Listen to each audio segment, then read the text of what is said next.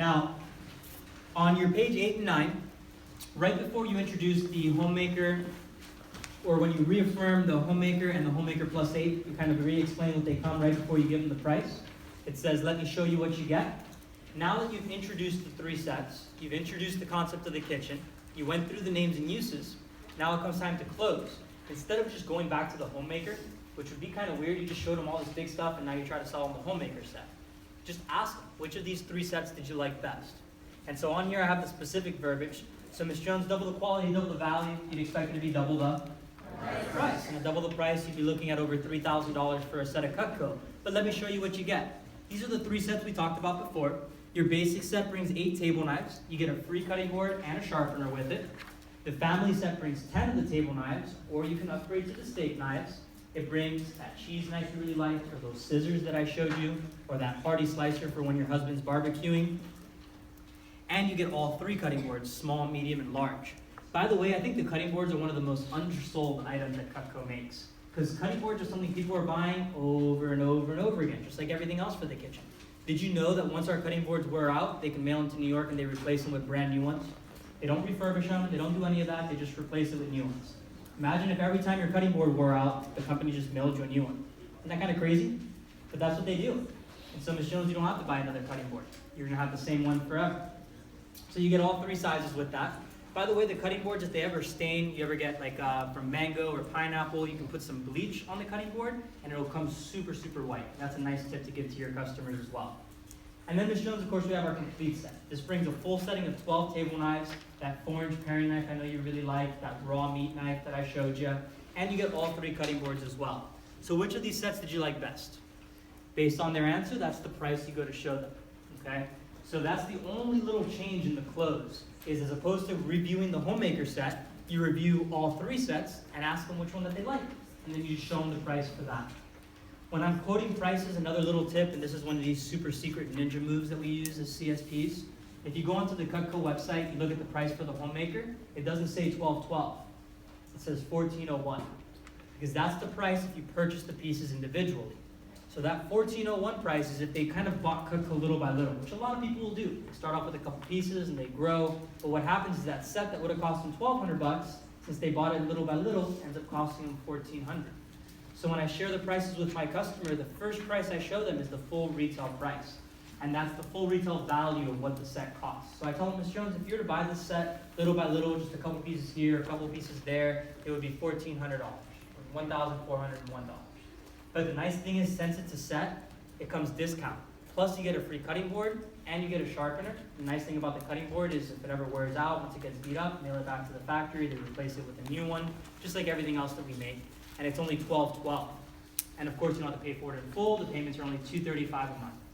And if you do it today with the first call special, you know those penny cutting scissors? I'll give them to you for free. You want to go ahead and get this Cutco? High five. I love doing that, a high five when I close. When I know the customer's right there on the edge, they're probably going to say yes. I show them the price. Like, Ms. Jones, you want to go ahead and get that set? All they want to do is give you that high five. So when you're closing, don't be afraid to use that. Body language is another one of those super secret ninja moves. When you're sitting with your customers, yeah, can you grab me my blue book from behind that white podium? When you're sitting with your customers, if this is the demo table, hopefully you're not across from them, because this is like you're selling to them, right? We all learned this, that you should be sitting next to them, you're shopping with them, okay? If not, that's what you should be doing. Whenever possible, when you're on the table, you want to sit kind of at an angle with them, so you can show them Cutco, as opposed to being like trying to sell them Cutco. And when you're closing, I always make sure that I get lower beneath the customer, okay? So I want them to feel as though they have the power, they have the control. I'm up here looking over them, closing, get that, Ms. Jones, get it! It's a little too much pressure, okay? Instead of that, I get out of my seat, I'll bend down, I'll write down the price, and Ms. Jones, because of my contest, because I'm working so hard, because you were freaking awesome and you fed me, if you get the set today, we'll give you the free shares. What do you think? And now this relationship here, this is much less intimidating. And they're much more comfortable. They're empowered to make a decision as opposed to being in fear as though they're forced. So body language is actually a really, really big deal when you're closing.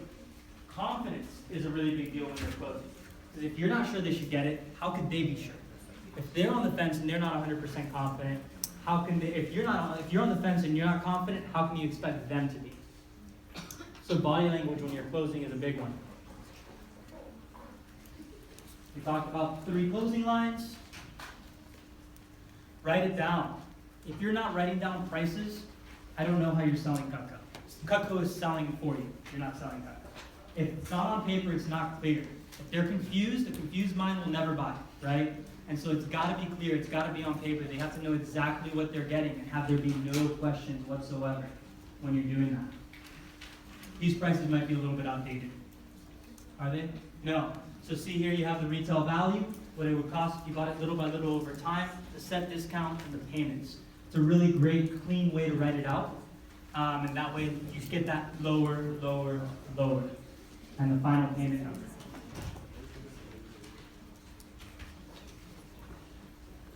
Everybody got a picture of that? You got a minute?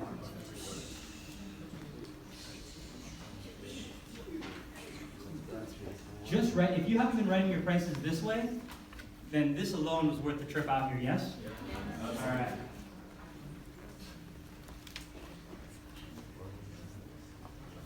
Packages. So we talked about how to present the Cutco kitchen. Now let's talk a little bit about how to close it. We've gotten down to the close. We reviewed the 3 sets. Ms. Jones, which of these 3 sets did you like best? The ultimate set? Awesome. Let me show you the price on that. You show them the price, give them a discount. They say yes, they want to get it. Great, done, high five. Hey, Ms. Jones, before we move on, did you want to see what it would be if you like comboed this with the knives or with the cookware? Because I know we have some like insane specials on that. And just ask the question. Just like I told Jacob, just show them. You'd be shocked what people would buy if you just let them. If you just gave them the chance. If you just asked them. People will surprise you over and over and over and over again. John, where's John at? Is John in the room? Oh, he's there. When we had that big order, well, what did we add at the end? The garden tools? We added, Andy was like, and T-Max was like, oh, they're already buying like $8 grand worth of stuff, or like $10 grand worth of stuff, and he was like, oh, what else can we sell? What else can we sell? And Andy was like, does he have gardening tools? I was like, I don't know. And I had him on the line, and I was like, hey, do you have any gardening tools? He's like, not really. I'm like, well, do you want to go and add it on anyway? He's like, yeah, why not? Sometimes it's just that easy. Another one that always blows my mind is when you close the order, super secret Jedi move here. Ms. Jones, how many of those would you like? I would say 8 out of 10 times they're going to be like, how many, honey? You crazy? Just one. Like, I don't know if you need one for a gift. Like we have specials. If you buy 3 sets, you get the 4th one for free. So I was just asking, no problem. But once out of every 15, 20 times, oh, you know what? This would be a great gift for my wedding. Actually, let's get 2 of these sets. That'd be great. And it's worth asking every single time for that one customer. I had a house, what was his name? Jeff something or others. He was a fairly wealthy customer. He had Henkel's, Wusthof. Loved his Henkel. He loved his Wusthof. And the guy didn't even want to see the presentation. When I walked in and he saw that it was knives, he's like, no, I'm set. I have the best knives. I love my knives. I'm done. I'm like, well, no problem. We got a bunch of other stuff that's not knives. And if you like Henkel stuff, I mean, you're going to love the Cutco stuff. Because I get it. You like quality. You like buying good stuff. Guess what? That's what we got. So check it out. I went through the whole presentation. I tried to sell him a set. I dropped down. Ends up being a hearty slicer, a cheese knife, and a pair of scissors. Those 3 items. He's like, I'll take those 3. I'm like, perfect. So I start writing up the order. I'm like, by the way, how many of those cheese knives did you want?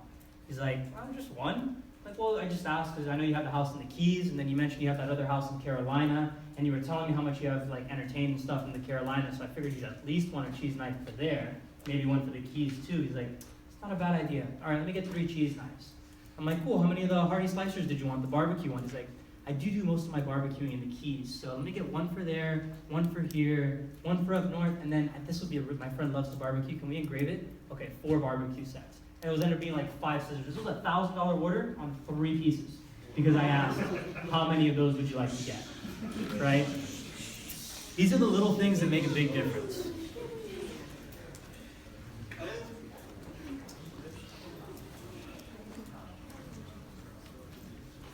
Now, my closing thought on this, guys, would be you got a lot of great tips today at the conference. We're going to take some questions now. Happy to answer some questions. But you got to implement these things little by little. Pick them one at a time.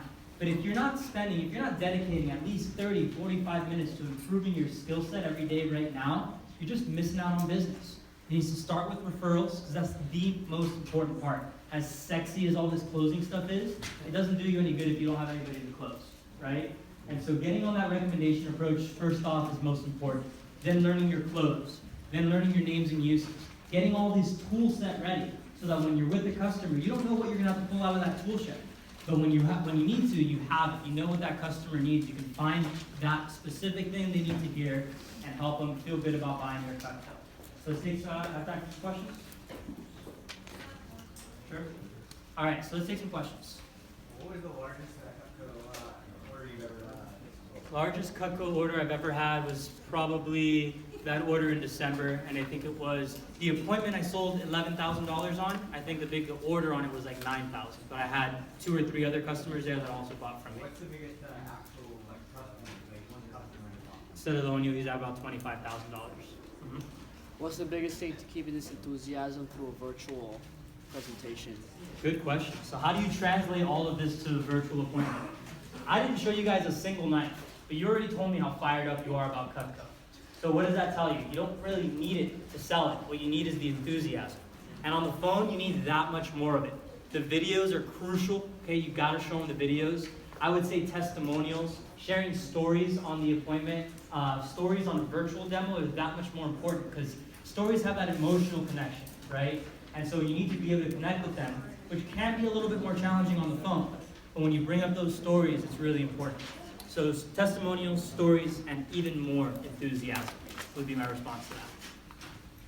How do you handle someone that gets off topic usually just like asking random questions? It would depend on what the questions are. I'm not afraid to get off topic if it's somewhere that I think is beneficial. If they start telling me about this party that they went to, you better believe I'm going to talk to them about it, find out who's there, make all those mental notes for referrals. If they're talking about the type of cooking they're doing, or maybe a wedding or anniversary, I'm going to try to use whatever they're saying, and I'll let them go on that tangent. But if I need to bring it back, just like Andy said, oh, I almost forgot to show you, check this out real quick. Show them something new, get them back in once you think you're ready. But a lot of times those tangents are good. They allow you to build more rapport, when maybe at the beginning the rapport can sometimes be a little bit awkward, and usually you break through it, but if you don't, and you get an opportunity later in the demo, take it. Take 10 minutes to build a little bit more rapport before you get to pricing so that they're comfortable. Not a bad thing to do. How do you control versus them since like sometimes they go too far ahead? Yeah, I found one of the best ways to do that is early on to let them know. Ms. Jones, by the way, the fastest way to do this is just to click the space bar when I say click, because if you try to skip ahead and get back, then you get lost, it ends up being a mess, and it takes way longer than it needs to. So just click when I tell you. Pretty cool? Yeah. How do we determine special? So depending on what you're closing, in your manual you have a lot of specials, right? And you can call your managers if you're talking about bigger packages and you're not quite sure what you can give away for free. As a rule of thumb, I typically will give about a 12 to 15% discount, or about 20 to 25% in retail value. So hypothetically, if I'm trying to calculate it really quickly, I'll take $1,000 times 0.15, that's about $150 discount. Or maybe $250 for free, which would be 25% for free. So that's just on the fly, but realistically the best thing to do is just to call your managers until you're comfortable enough to do it yourself. So if one of your customers finally convinced them, he was like thinking about it for 2 minutes and said, all right, you know what, basically said, you still try to tell them what's up? It kind of depends on the appointment. I definitely going to show them. So if at that point in the demo I haven't showed them the accessories, you better believe I'm going to show them all the accessories, see what else I can add on. If I've already showed him everything, then I probably already tried to sell him the accessories. He said no, and that's why I showed him the homemaker set. But upselling is actually really great. So here's a couple little tips. I'm glad you brought that up. For once you've closed the order, once they've agreed to getting something, one of the easiest way to add stuff, if you notice that they were excited about the ice cream scoop, it's like, hey, Ms. Jones, by the way, you want to add that ice cream scoop? It's only like an extra $8 a month. Offer that extra stuff in payments, right? So they want to add that cheese knife, Ms. Jones, that's just going to be an extra $4 a month if you want to add the cheese knife to the order, or an extra, whatever it is, $14 a month for the cheese knife. So I'm always asking them to add on a couple extra things. One of the easy ones to add on that everybody misses is gifts. Giving Cutco as a gift, Cutco's one of the best gifts you could ever give. And that's why I was able to sell $70,000, make over 30 grand for my customers last year. The majority of that was gifts. Celedonio bought a Cutco kitchen for his mother. Okay, and that's why it was a gift order, right? And so when the reason that Cutco makes such a great gift is they buy it. The person you give it to is going to use it when? Every day. For how long? How many other gifts are like that? Miss Jones, do you remember what you got for Christmas 10 years ago? If you had gotten your Cutco set, do you think you would have remembered? Yeah. Last night I went to see a client here in Fort Myers, and she had a galley set that she got as a gift from her wedding. And I ended up upselling her to a signature set. And I'm like, by the way, do you have any gifts coming up? She's like, oh, I don't know if I'd give knives as a gift. Anybody ever get that objection? I'm like, hey, Miss Jones, I totally understand. I know knives seem like maybe one of the weirdest things to give, but what else did you get for your wedding? She's like, gosh, it was so long ago, I don't remember. Who gave you the Cutco? Oh, my Aunt Susie. When did you get your Cutco? At my wedding. So when you give Cutco as a gift, it's the same thing. Your customers are going to forget everything else they got for Christmas that year, but guess who they're going to remember? You, because you gave them the Cutco, and the Cutco's still in their kitchen. It's one of the few gifts that people will thank you for when they get it, and then in 6 months, because when you get a new knife, isn't it always sharp? So it's kind of cool. Oh, it looks pretty. It's got a white handle. I like the knife. Thanks, honey. 6 months later, wow, this is still cutting pretty well. A year later, hey, Kathy, that knife you gave me last year, where did you get that? That thing is still sharp. 5 years later, they thank the customers again. And what happens is once you help a customer buy a gift for somebody, the reaction that they get from the person that they gave it to, it like blows their mind. And they call you back, they're like, oh my gosh, Susie called me, she cut herself, but she loved the knife. Like, I couldn't believe she was like, I need to get a couple more gifts. And once they give the gift of Cutco, it's like the easiest, most no-brainer gift ever. Especially for you Fort Myers guys, okay? Where's the Fort Myers office? Over here, right? You guys see a lot of young 20-year-olds? Not so much in Fort Myers, huh? A lot of the retirees.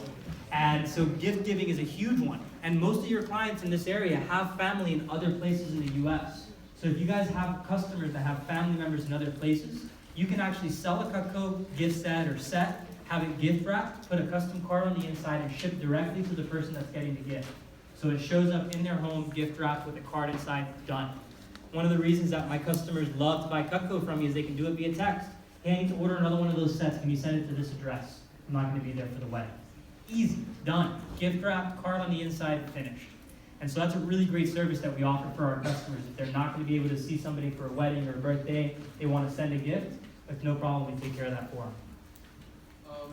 What happens when, has there happened where a person's like, oh, can I have them individually, like individual knives? Mm-hmm. Because what happens a lot is that I'll show them everything, exactly like everything, and they say that they only really use this knife in their kitchen, and it's literally just one knife to cut everything, and they say like that's the only one they need. Yeah, sure. So that comes back to the names and uses. First thing is if you start introducing the sets early on, start introducing the concept of a set, what the set brings, you'll get that less. As opposed to asking, can I get them individually, you'll get the question, do they only come in sets, which is a much better question to get. But the sets make sense. So I tell them, Ms. Jones, yeah, of course, you can get anything you want. I'm not going to stop you. But it only makes sense to get a set because X, Y, Z, and re-emphasize that. When it's individual pieces and they're really stuck on that, you've got to cut food with them. You've got to show them. You have to be able to show them that they can't just use one knife for everything. I mean, you can. You can use one pair of shoes for everything. But if you use the same pair of shoe from the moment you got up, went to bed every day, what's going to happen to that shoe? It's going to wear out. It doesn't matter how good it is. So it doesn't make sense. But the bottom line is you got to be better at your names and uses. If you get better at that and you show them and you cut with them, they can't give you that objection. They won't want to give you that objection. It's like, hey, Ms. Jones, I totally understand. I used to use one knife for everything. But usually that's because people just didn't go to knife school. But that's why you have me. I get to show you how to use this stuff. So let's go grab a carrot. I'll show you how to do it. My customer that I saw last night had a galley set, and the French chef had never been used in the set. Not once. Like you could tell, it was like brand new. It's like a 20-year-old set. I'm like, has this ever even come out of that slot? She's like, no, it's just such a big knife. I didn't know what to use it for. I'm like, all right, let's grab an onion. Let's go to cutting class. And she's like, that's so much easier than the trim. Like, yeah, no kidding, because that's what it's made for. And all of a sudden, I have so much value. How much value did I just add to her? This piece has been sitting in her kitchen for 20 years. She never knew how to use it. All of a sudden, I just changed her experience. And now she's going to trust everything that I say after that, right? I just earned a lot of points from her.